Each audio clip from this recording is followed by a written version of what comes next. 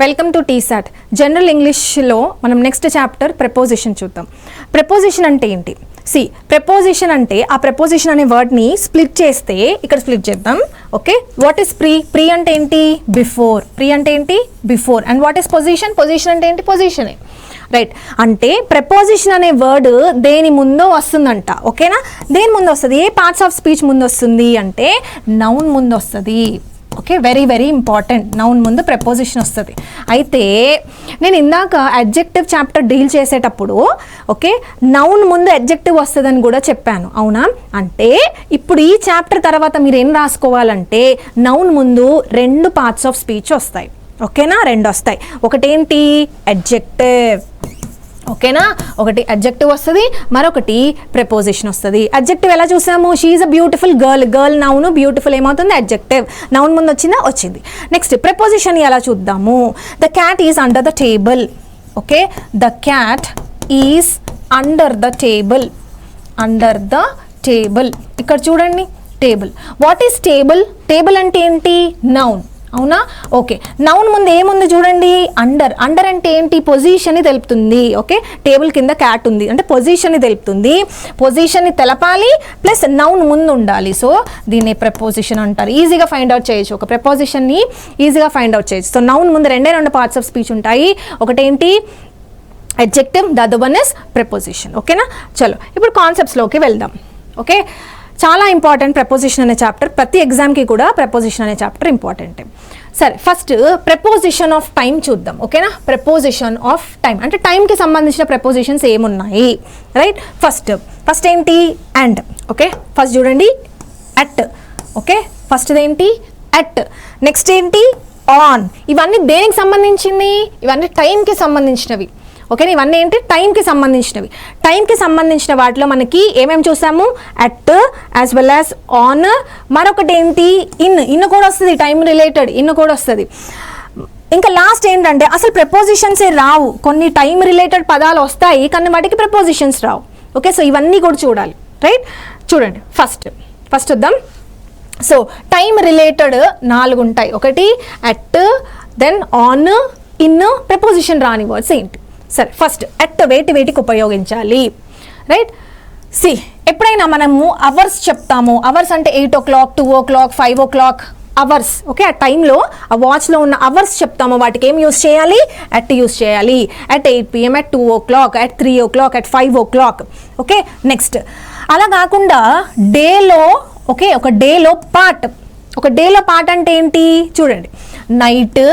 Okay, night లేదా noon, mid day and mid night. Only ఈ 4 పదాలే. మళ్ళీ పార్ట్ అంటే మార్నింగ్, ఈవినింగ్ అవి తీసుకోకూడదు. ఓకేనా, సో ఏం తీసుకోవాలి? డేలో సమ్ పార్ట్స్. ఆ పార్ట్స్ ఏమేమి? నైట్, ఓకే, లేదా నూన్. అండ్ నైట్ అంటే ఏంటి? నైట్ 12 o'clock లేదా మధ్యాహ్నం 12 o'clock. ఓకే, దీనే midday and midnight అని కూడా అంటారు. రైట్, సో ఈ పార్ట్స్ మాత్రమే అట్ అనేది యూస్ చేస్తాం. అట్ అనే ప్రపోజిషన్ యూస్ చేస్తాం. నెక్స్ట్ చూడండి టైం. ఓకే, ఏ పదాల్లో మనకి టైం వస్తుందో, ఫర్ ఎగ్జాంపుల్ చూడండి lunch time, dinner time. Okay, lunch time, dinner time, లేదా బ్రేక్ఫాస్ట్ టైం అంటే పొద్దున. రైట్, లేదా ప్రజెంట్ అని చెప్తున్నామంటే ఇప్పుడు అని. నెక్స్ట్ ఏంటి? At the moment or at this moment అని కూడా చెప్పొచ్చు. అంటే మనం టైంని సూచించే పదాలకి కూడా ఏం ఉపయోగించాలి? అట్ ఉపయోగించాలి. రైట్, నెక్స్ట్ చూడండి హాలిడేస్ పేర్లు. కానీ హాలిడేస్ పేర్లకి డే అని ఉండకూడదు. ఓకే, న్యూ ఇయర్ డే అనట్లా, జస్ట్ న్యూ ఇయర్ అంటున్నాం. క్రిస్మస్ డే అనట్లేదు, డే అనే వర్డ్ తీసేసి only Christmas, only New Year ఇలాంటి వర్డ్స్కి, ఇవి పండగలు అయి ఉండాలి. ఓకే, హాలిడేస్ అయి ఉండాలి, వాటికి అట్ ఉపయోగిస్తాము. ఓకే, సపోజ్ డే ఉందనుకోండి, day like for example Christmas day, Easter day, new Year day, అలాంటి వాటికి ఆన్ ఉపయోగించాలి. అర్థమైంది కదా? సో హాలిడేస్ల పేర్లకి డే లేదనుకోండి, వాటికి అట్ ఉపయోగించాలి. డే ఉంటే ఆన్ ఉపయోగించాలి. రైట్, నెక్స్ట్ చూడండి. నెక్స్ట్ ఆన్ అనే ప్రపోజిషన్ని ఎప్పుడు ఉపయోగించాలి? ఆన్ అనే ప్రపోజిషన్ ఎప్పుడు ఉపయోగించాలి? చూడండి, ఇక్కడ డేలో పార్ట్స్, ఏ పార్ట్స్? నైట్, నూన్, వాటికి మాత్రం ఏం ఉపయోగించాము? అట్ ఉపయోగించాం.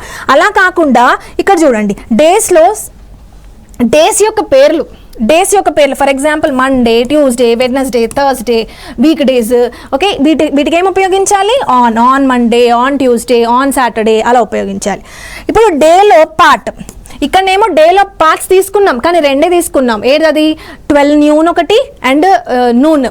ఓకే, అలాంటి వాటికి అట్ ఉపయోగించాం. అలా కాకుండా చూడండి, మార్నింగ్, ఈవినింగ్, ఆఫ్టర్నూన్ ఈ పదాలకు ఏమి ఉపయోగించాలి? ఆన్ ఉపయోగించాలి. ఓకే, ఆన్ ఉపయోగించాలి. ఎప్పుడైతే ఈ పార్ట్స్ ఆఫ్ ద డే ముందు డే పేరు రావాలి. ఓకే, చూడండి మనం ఇక్కడ ఆన్ మండే, ఆన్ ట్యూస్డే అంటున్నాము. ఇక్కడ కూడా అంతే, on Sunday morning, on Monday morning, on Friday afternoon. Okay, వాటికి కూడా ఆన్ అని ఉపయోగించాలి. Next dates. డేట్స్ అంటే ఏంటి? 15th of August, 26th of January, 17th of February ఇలాంటివి. అంటే మనం డేట్స్ అంటే డే, మంత్ ఇలాంటి వాడుతున్నప్పుడు మనం ఏం ఉపయోగించాలి? ఆన్ అనే ప్రపోజిషన్ ఉపయోగించాలి. నెక్స్ట్ చూడండి, స్పెసిఫిక్ డేస్. స్పెసిఫిక్ డేస్ అంటే ఏంటి? మన బర్త్డే కానీ, వెడ్డింగ్ డే కానీ, యానివర్సరీ డే కానీ వీటికి కూడా ఏం ఉపయోగించాలి? On my birthday, on my wedding day, on my anniversary day. Okay, next ఇందాక చెప్పాను కదా, హాలిడేస్కి డే రాకపోతేనేమో అట్. ఓకే, హాలిడేస్ పేర్లకి డే వస్తేనేమో on. Okay, on New Year day. Important ఇవన్నీ కూడా, వీటి నుంచే వస్తాయి క్వశ్చన్స్. నెక్స్ట్ చూడండి, ఇన్ అనే ప్రపోజిషన్ ఎక్కడ వాడాలి? ఇక్కడ కూడా అంతే చూడండి, పార్ట్స్ ఆఫ్ ద డే. ఇక్కడ కూడా పార్ట్స్ ఆఫ్ ద డే, కానీ ఏది? Morning, afternoon, evening. Okay, morning, afternoon, evening. Right, వీటికి ఏం ఉపయోగిస్తున్నాము? ఇన్ అనే ప్రపోజిషన్ని ఉపయోగిస్తున్నాము. నెక్స్ట్ అలా కాకుండా మంత్స్ పేర్లు అంటే ఏంటి? December, January, February, June, in December, in January అని ఉపయోగిస్తాము. ఓకే, ఇయర్స్ పేర్లు ఇన్ 2020, ఇన్ 2024, ఇన్ 2025, ఇన్ 1980 అలా. నెక్స్ట్ డికేడ్స్ అంటే ఏంటి? డికేడ్ అంటే 10 years. 10 years అంటే 60s, 70s, 80s అంటాం కదా, అలా మనం in 60s, in 70s. Okay, next చూడండి, centuries in 19th century, in 20th century, in 21st century. Next seasons అంటే ఏంటి? వింటర్, సమ్మర్, ఓకే, స్ప్రింగ్, ఇవన్నీ కూడా. వీటికి కూడా మనం ఏం ఉపయోగించాలి? ఇన్ అనే ప్రపోజిషన్ ఉపయోగించాలి. నెక్స్ట్ చూడండి, పీరియడ్స్ ఆఫ్ టైం అంటే ఏంటి? Present, past, future. ఓకే, వీటన్నిటికీ కూడా మనం ఏం ఉపయోగించాలి? ఇన్ అనే ప్రపోజిషన్ ఉపయోగించాలి. నెక్స్ట్ హాలిడేస్ పేర్లు చూడండి, ఇన్ ఈస్టర్ హాలిడేస్ అంటే మనకు చాలా ఇస్తాడు కదా, లైక్ 4 to 5 days అనుకోండి. సో ఆ 4 to 5 days గ్యాప్ ఇచ్చాడు కాబట్టి అందుకే మనం ఏం ఉపయోగిస్తున్నాము? ఇన్ అని ఉపయోగిస్తున్నాం. అర్థమైందా? నెక్స్ట్ సరే, ఇవన్నీ కూడా ఏంటి? టైమ్ రిలేటెడ్ వర్డ్స్కి ఒకదానికి కొన్ని వాటికి యాన్ వస్తాయి, కొన్ని ఇన్, కొన్ని ఆన్. కానీ కొన్ని వర్డ్స్ ఉంటాయి అసలు ఆ వర్డ్స్కి ఏ ప్రపోజిషన్ వాడం. సిన్స్ అంటే అవి మనము టైమ్ రిలేటెడ్ వర్డ్స్ అయినప్పటికీ కూడా ప్రపోజిషన్ని ఉపయోగించాలి. అసలు ఏం వర్డ్స్ చూడండి, I came on next day అంటామా, లేదా I came in next day అంటామా? నో, అసలు ఏమీ అనకూడదు. I came the next day అని చెప్పాలి. Okay, so next day, next week. So next అనే వర్డ్ వచ్చింది అనుకోండి, ప్రపోజిషన్ వాడకూడదు. ఓకే, లాస్ట్ అన్న వర్డ్ వచ్చింది అనుకోండి, దానికి కూడా మనం ప్రపోజిషన్ యూజ్ చేయకూడదు. ఎవ్రీ అన్న వర్డ్ వచ్చినా కూడా ప్రపోజిషన్ యూజ్ చేయకూడదు. నెక్స్ట్ చూడండి, I will come on tomorrow అంటారు. I will come on tomorrow, లేకపోతే I will come on today, I will come in today. అస్సలు వీటికి ప్రపోజిషన్సే ఉపయోగించకూడదు. Okay, so today, tomorrow, yesterday, the following day, వీటికి కూడా ప్రపోజిషన్లు ఉపయోగించకూడదు. వాడు ఏం చేస్తాడు? ప్రపోజిషన్ ఇస్తాడు. మనం ఏం చేయాలి? దాన్ని తీసేయాలి, అంటే ఆ ఎర్రర్ ఫైండ్ అవుట్ చేయాలి. రైట్, నెక్స్ట్ చూడండి, నెక్స్ట్ ప్రపోజిషన్ ఆఫ్ టైం అయిపోయింది కదా. ఎస్, ఇప్పుడు preposition of place. Okay, preposition of place చూద్దాం. ప్రపోజిషన్ ఆఫ్ ప్లేస్ ఏంటంటే, ప్లేస్ అంటే ఏంటి? ఏమేమి ఉంటాయి మనకి? స్ట్రీట్ పేర్లు, కాలనీల పేర్లు, లేదా సర్ఫేస్. ఓకే, సర్ఫేస్ కానీ, లేకపోతే కంట్రీల పేర్లు కానీ, సిటీస్ పేర్లు కానీ, ఇలా వచ్చినప్పుడు ఏం చేయాలి చూడండి. ఫస్ట్ అట్, ఇక్కడ కూడా ఉన్నాయి, అట్ ఉంది, ఆన్ ఉంది, ఇన్ ఉంది. టైంకి కూడా అట్ ఉంది, ఆన్ ఉంది, ఇన్ ఉంది. అవునా? ఇక్కడ చూడండి, మన ప్లేస్ కాబట్టి చూడండి, ఎగ్జాక్ట్ అడ్రస్ అంటే మీ స్ట్రీట్ నెంబర్ కానీ, మీ కాలనీ ఉంటుంది కదా, మీ స్ట్రీట్ నెంబర్, మీ హౌస్ నెంబర్ ఉంటుంది కదా, అప్పుడు మనము అట్ ఉపయోగించాలి. Okay, like I live in street number 2 కాదు, ఇన్ స్ట్రీట్ నెంబర్ 2 కాదు, అట్ స్ట్రీట్ నెంబర్ 2. ఎందుకది ఎగ్జాక్ట్ కాబట్టి, ఎగ్జాక్ట్.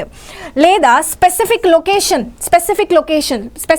అంటే at railway station, at the hospital, at the bus stop, specific అక్కడే ఉన్నాం మనం. ఓకే, సో అట్ ఉపయోగించాలి. Specific, exact. ఓకేనా? అలా కాకుండా నేను ఒక సిటీలో ఉన్నాను లేదా ఒక కంట్రీలో ఉన్నానని చెప్పడానికి ఏం ఉపయోగిస్తాము? In England, in India, in America, okay, in Hyderabad, in Vizag, in Vijayawada, in New York, ఇలా ఉపయోగిస్తాం. Next place. ఇప్పుడు ప్లేస్ చూడండి, సర్ఫేస్ పైన, ఓకే, ఒక హారిజాంటల్ సర్ఫేస్ పైన కానీ లేకపోతే ఫ్లోర్ పైన అని చెప్పడానికి ఏం ఉపయోగిస్తాం? On a table, on the floor అని ఉపయోగిస్తాం. ఇవేంటి? Preposition of place. నెక్స్ట్ చూడండి, చాలా ఇంపార్టెంట్ ఇవి. Preposition of moment, okay, moment. ఇప్పుడు దీంట్లో మనకి ఇంపార్టెంట్ ఏంటంటే మూడు చాలా ఇంపార్టెంట్. ఎట్లా అంటే చూడండి, ఫస్ట్ అక్రాస్ అంటే ఏంటి, అలాంగ్ అంటే ఏంటి, త్రూ అంటే ఏంటి, రైట్? ఇప్పుడు ఒక రివర్ ఉందనుకోండి, ఇలా ఒక రివర్ ఫ్లో అవుతుంది, నువ్వు ఇక్కడ ఉన్నావు, ఇక్కడ నుంచి నువ్వు ఆ రివర్ని క్రాస్ చేసి ఇక్కడికి వెళ్ళాలి, ఓకే. రివర్ని క్రాస్ చేయాలంటే ఏం చేస్తావు? బ్రిడ్జ్ ఉంటే బ్రిడ్జ్ పైనుంచి వచ్చేస్తావు ఈజీగా, లేదంటే ఆ రివర్ ఎంత ఫ్లో అవుతుందో అంత దూరం వెళ్ళి మళ్ళీ అక్కడ యూటర్న్ తీసుకొని రావాలి. అలా కాదు కదా. రివర్ని ఎలా క్రాస్ చేస్తాము? ఒక పాయింట్ నుంచి ఇంకో పాయింట్కి క్రాస్ చేస్తాం. దాన్ని ఏమంటారు? దాన్ని ఎక్రాస్ అంటారు. ఏమనాలి? ఎక్రాస్ అనాలి, ఓకే. బోట్ ఎలా సేల్ అవుతుంది? బోట్ ఒక ప్లేస్ నుంచి ఇక్కడికి కదా సేల్ అయ్యేది, లేకపోతే రివర్ ఎట్లా ఫ్లో అయితే అలా ఫ్లో అవుతుందా? కాదు కదా. సో అందుకే ఎక్రాస్ అంటే ఏంటి? క్రాస్ చేస్తాం మనం, ఈ పాయింట్ నుంచి ఈ పాయింట్కి క్రాస్ చేస్తాం, ఎక్రాస్. నెక్స్ట్ అలాంగ్ అంటే ఏంటి? ఇప్పుడు రోడ్ ఉంది, ఓకే, మనం రోడ్ని ఎలా వెళ్తాం? రోడ్ ఎలా ఉంటే ఎంత దూరం ఉంటే అలా వెళ్తూ ఉంటాం, అంటే the length of the road వెళ్తాం మనం, ఓకే. అంటే అలాంగ్ ఏం యూస్ చేయాలి? అలాంగ్ యూస్ చేయాలి, ఓకే. నెక్స్ట్ త్రూ అంటే ఏంటి? రైట్, ఫర్ ఎగ్జాంపుల్ చూడండి, ట్రైన్ ఉంది, ఒక టనల్ ఉంది, టనల్. ఆ టనల్ ఇలా టనల్ ఉంటే ట్రైన్ ఎలా వెళ్తుంది? లోపల నుంచి వెళ్తుంది, ఓకే. అంటే త్రూ త్రూ అంటే ఏంటి? వయా. అర్థమవుతుంది కదా. సో అక్రాస్, అలాంగ్, త్రూ, ఈ మూడు కూడా చాలా ఇంపార్టెంట్ మూమెంట్కి సంబంధించి. నెక్స్ట్ చూడండి, కొన్ని కన్ఫ్యూజింగ్ ప్రపోజిషన్స్ ఉంటాయి. అవేంటో చూద్దాం. చూడండి, ఫస్ట్ దేని మధ్యలో కన్ఫ్యూజన్ అంట? ఇన్స్పైట్ ఆఫ్కి అండ్ దెన్ డిస్పైట్కి డిఫరెన్స్. వీటి రెండింటి మధ్యలో కన్ఫ్యూజన్ అవుతుందంట. ఎట్లా అవుతుందో కన్ఫ్యూజన్ చూడండి. ఫర్ ఎగ్జాంపుల్, అసలు ఇన్స్పైట్ ఆఫ్ అంటే డిస్పైట్ అంటే ఏంటంటే, అంటే ఇది ఉన్నప్పటికీ వాడు ఇది చేస్తున్నాడు, ఓకే, అంటే అయినప్పటికీ అని అర్థం, ఓకే. ఫర్ ఎగ్జాంపుల్ ఇక్కడ చూడండి, John's company is doing extremely well, okay. In spite of recession అంటే రెసెషన్ ఉన్నప్పటికీ బాగా వర్క్ చేస్తుంది John company, okay. John's company is doing extremely well despite the recession. Despite కూడా యూజ్ చేయొచ్చు. అంటే ఇక్కడ రెండు పదాలు ఉన్నాయి, in spite of, okay, in spite of లేదా డెస్పైట్. అంటే ఇన్స్పైట్ ఆఫ్ అంటేనే డెస్పైట్ అని అర్థం, ఓకే.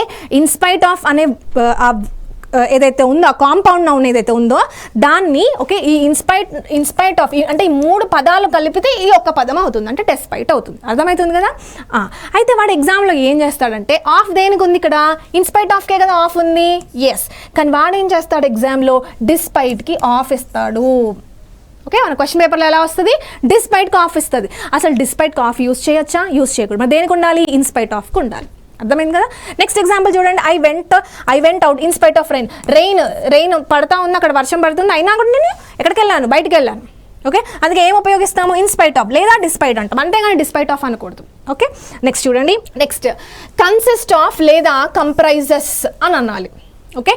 ఎలా అయితే ఇన్స్పైట్కి ఆఫ్ రావాలి, డిస్పైట్కి ఆఫ్ రావద్దు కదా, అలాగే కన్సిస్ట్కి ఆఫ్ రావాలి, కంప్రైజెస్కి ఆఫ్ రాకూడదు, ఓకే. అంటే కన్సిస్ట్ ఆఫ్ రెండు కలిపితేనే మనకి ఏమొస్తుంది? కంప్రైజెస్ వస్తుంది, ఓకే. ఎగ్జాంపుల్స్ చూద్దాం. చూడండి, the class room consist of 20 students. లేదా ఏమనాలి? ద క్లాస్ రూమ్ కంప్రైజెస్ అని చెప్పాలి, కంప్రైజెస్, అంతేగాని కంప్రైజెస్ ఆఫ్ అనకూడదు, ఓకే. నెక్స్ట్ చూడండి, ఇప్పుడు మన ఇండియన్ పార్లమెంట్ ఉంది కదా, పార్లమెంట్లో ఏమేమి ఉంటాయి? జనరల్గా మనం పాలిటీలో నేర్చుకుంటాం కదా, రాజ్యసభ, లోక్సభ అండ్ ప్రెసిడెంట్, ఈ ముగ్గురిని కలిపి ఏమంటారు? పార్లమెంట్ అంటారు. సో ఈ స్టేట్మెంట్ చెప్పాలంటే ఏం చెప్తాము? The Indian parliament consist of అని చెప్పాలి, లేదా ద ఇండియన్ పార్లమెంట్ కంప్రైజెస్ అని చెప్పాలి, కంప్రైజెస్ ఆఫ్ అని ఉపయోగించకూడదు. ఇవన్నీ ఏంటి? Confusing prepositions. నెక్స్ట్ చూడండి, నెక్స్ట్ బిసైడ్ అంటే ఏంటి? బిసైడ్స్ అంటే ఏంటి? బిసైడ్ అంటే ఏంటి? పక్కన, ఓకే. బిసైడ్ అంటే ఏంటి? పక్కన. బిసైడ్స్ అంటే ఏంటి? ఇన్ అడిషన్ టు, అంటే ఇవి ఉన్నాయి ఆల్రెడీ, ఇంకా దీని మీద ఇంకా కొంటూ ఉన్నాడు. ఫర్ ఎగ్జాంపుల్ ఇక్కడ చూడండి, బిసైడ్ అంటే ఏంటి? పక్కన. There is a temple beside the school పక్కన ఏముందంట? టెంపుల్ ఉంది, okay. Then come and sit beside me, వచ్చి నా పక్కన కూర్చో. బిసైడ్ అంటే ఏంటి? పక్కన. నెక్స్ట్ బిసైడ్స్ అంటే ఏంటి? బిసైడ్స్ అంటే in addition to or apart from. For example చూడండి, he has return 3 short stories besides a novel. అంటే ఆల్రెడీ ఒక నావెల్ రాసేసాడు, దీనితో పాటు ఇంకా ఏం చేస్తున్నాడు, ఇప్పుడు 3 స్టోరీస్ కూడా రాస్తున్నాడు, అంటే ఇన్ అడిషన్. ఓకే, ఇదే కాకుండా ఇది కూడా రాస్తున్నాడు, సో బిసైడ్స్. నెక్స్ట్ చూడండి, he wants to learn other languages besides English and French. అంటే ఇంగ్లీష్ ఫ్రెంచ్ నేర్చుకుంటుంది, దానితో పాటు ఇంకా వేరే అదర్ లాంగ్వేజెస్ కూడా నేర్చుకుంటుంది. సో ఏం యూస్ చేస్తాం? బిసైడ్స్ యూస్ చేస్తాం. ఎగ్జామ్లో క్వశ్చన్స్ ఎలా వస్తాయి? బిసైడ్స్ ప్లేస్లో బిసైడ్ అంటారు, బిసైడ్ ప్లేస్లో బిసైడ్స్ ఇస్తాడు, కన్ఫ్యూజ్ చేసి ఇస్తాడు. ఓకే, నెక్స్ట్ చూడండి. నెక్స్ట్ ఇన్ టైమ్ అంటే ఏంటి, ఆన్ టైమ్ అంటే ఏంటి? ఇది చాలా important, in time on time.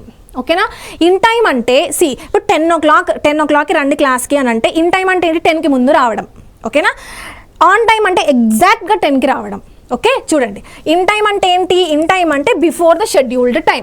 On time అంటే ఏంటి? Exactly at the scheduled time. ఇప్పుడు ఫర్ ఎగ్జాంపుల్ మనము ఎగ్జామ్స్ రాస్తాం కదా, మన గవర్నమెంట్ ఎగ్జామ్స్ రాస్తాం కదా, 10:30కి ఎగ్జామ్ స్టార్ట్ అవుతుంది అనుకోండి, మనం ఎప్పుడు వెళ్తాం? కరెక్ట్గా 10:30కి వెళ్తామా? కాదు కదా, రిపోర్టింగ్ టైం అని ఒకటి ఉంటుంది. ఓకే, 9:30 లోపు అందరూ వచ్చి క్లాస్లో కూర్చుంటారు. అప్పుడు ఏం చెప్తాము? We reached the examination centre in time. Okay, but the examination started on time. Exam మాత్రం కరెక్ట్గా 10:30కి స్టార్ట్ అవుతుంది, అంటే ఎగ్జాక్ట్ అంటే ఆన్ టైమ్, ఇన్ టైమ్. ఈ ఒక్క ఎగ్జాంపుల్తో మనం గుర్తుపెట్టుకోవచ్చు in time and on time. Okay, next చూడండి, వెరీ వెరీ ఇంపార్టెంట్. అసలు బిట్వీన్ ఎప్పుడు యూస్ చేయాలి, ఎమంగ్ ఎప్పుడు యూస్ చేయాలి? బిట్వీన్ ఇద్దరికి మాత్రమే యూస్ చేస్తాము. Among it is used for more than 2. For example ఇక్కడ చూడండి, divide the property between two brothers. ఇద్దరు ఉన్నారంట, సో బిట్వీన్. ఆర్మ్స్ అంటే ఏంటి? మనం నౌన్లో నేర్చుకున్నాం. ఆర్మ్స్ అంటే ఏంటి? భిక్ష. Okay, now alms were distributed among the beggars. ఎంతమంది ఉన్నారు బెగ్గర్స్? చాలా మంది ఉన్నారు. నంబర్ ఏమైనా ఇచ్చాడా? 2 అని ఇవ్వాల, అంటే చాలా మంది ఉన్నారని అర్థం. సో చాలా మంది కాబట్టి ఎమంగ్ అని యూస్ చేస్తాం. ఓకే, ఇక్కడ చూడండి, sweets are distributed among them అంటే చాలా మంది, సో అందుకే ఎమంగ్ యూస్ చేస్తాం. There is a passage between the 2 lanes. 2 అని యూస్ చేశాడు, 2 అని నంబర్ యూస్ చేశాడు కాబట్టి బిట్వీన్ ఉపయోగించాలి. ఓకేనా, వెరీ ఇంపార్టెంట్. బిట్వీన్ ఇద్దరికి యూస్ చేస్తాము, ఎమంగ్ ఇద్దరికంటే ఎక్కువ ఉంటే యూస్ చేస్తాం. నెక్స్ట్ చూడండి, ఎస్. సో ఇవన్నీ చిన్న చిన్న ప్రపోజిషన్స్. ఓకే, ఇప్పటివరకు జరిగిన అన్ని కాన్సెప్ట్స్ నుంచి క్వశ్చన్స్ వస్తాయి. అయితే అదొక ఎత్తు అయితే ఈ ప్రపోజిషన్స్లో ఇంకొక వెరీ వెరీ ఇంపార్టెంట్ కాన్సెప్ట్ ఉంది, దాన్ని ఫిక్స్డ్ ప్రపోజిషన్స్ అంటారు. ఫిక్స్డ్ ప్రపోజిషన్స్ అంటే ఏంటి? What is fixed preposition? Fixed preposition అంటే ఏంటి? పదం చూడండి ఇక్కడ, దీని మీనింగ్ ఏంటి? ఫిక్స్డ్ అంటే ఈ వర్డ్కి ఈ ప్రపోజిషనే వస్తుంది. For example, I am married with him. Okay, with him అంటారా? మ్యారీడ్కి విత్ అని అనాలి, ఏమనాలి?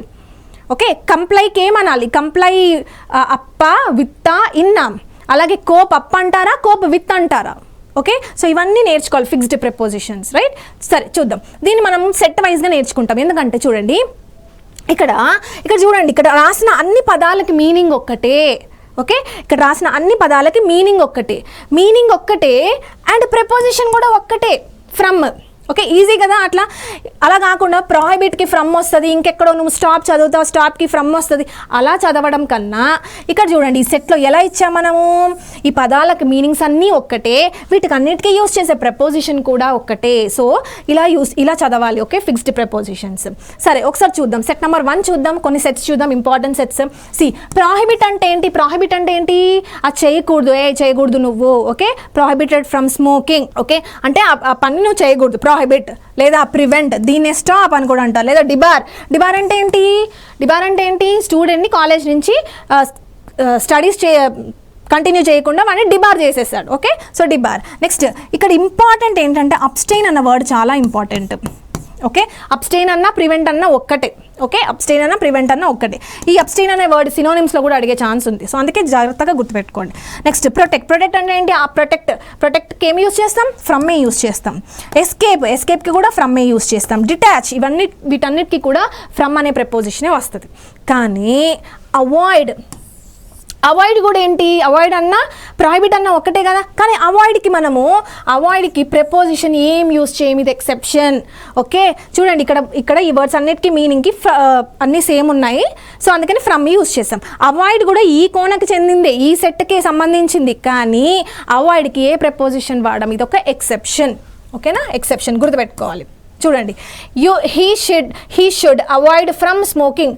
ఫ్రమ్ రాకూడదు, జస్ట్ అవాయిడ్ అనాలి. లేదా అబ్స్టైన్ అన్న వర్డ్ని యూస్ చేయొచ్చు. అబ్స్టైన్ అన్న, అవాయిడ్ అన్న, ప్రాహిబిట్ అన్న ఒక్కటే. Right, this is set number 1. Next చూడండి, సెట్ నెంబర్ 2 చూద్దాం.